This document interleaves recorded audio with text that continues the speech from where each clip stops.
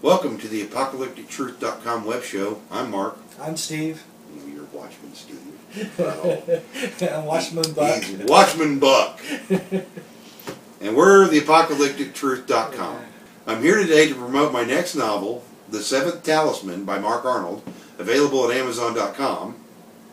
And I think I was probably the first one to read it, Mark. I have to say, that's probably one of the greatest books I ever read. You liked it, did you? I did.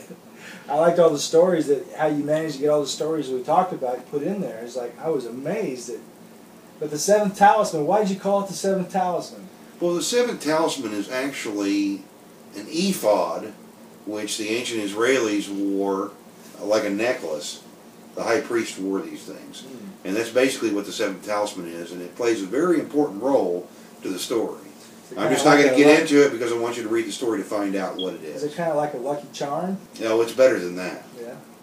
So why is it the seventh? Because it's the final one. It's the seventh millennium. Seventh millennium. What do you mean by the seventh millennium? Well, the story, the timing of the story is the prophetic 1,000-year period of history after Armageddon.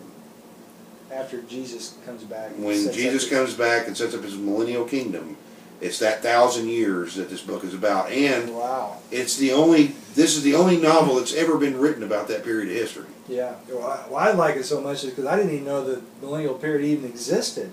Well, until I got a little bit older and I did some research and I said, wow, there's another 1,000 years after Jesus comes back? Yeah, but there's only like 200 or 300 words total in the Bible written about that time. But it starts off real good in the millennium. But it starts off like the Garden of Eden. It's a great place. But like always, man will fail and sin creeps back in. Yeah, I noticed in your book it gets kind of gory. Well, it's not for the faint of heart, that's for sure. It is. It's like you need to buckle your seatbelt. Yes, but if you are one of those that are the faint of heart, please don't read this book because it's gonna be bad for you. But you seem to manage to take these two kids. It's about the book, right? Well, it's about these two childhood friends that grow up together, and one ends up going evil and the other one ends up going good. I noticed that in your book that it seems like history repeats itself a lot. Well, that's why I use biblical stories in my own way, is because it shows man will make the same mistakes over and over again. And this, by the way, in this book was man's seventh mistake. But this isn't a religious book, is it? No. No, it's more political than religious.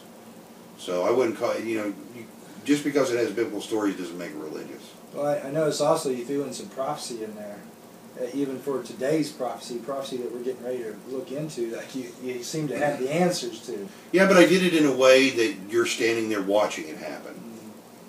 So it's actually really more in depth than before in the inevitable. Right. But you can go into your book and you can find out some truth that's getting ready to happen for tomorrow. Oh yeah, oh yeah.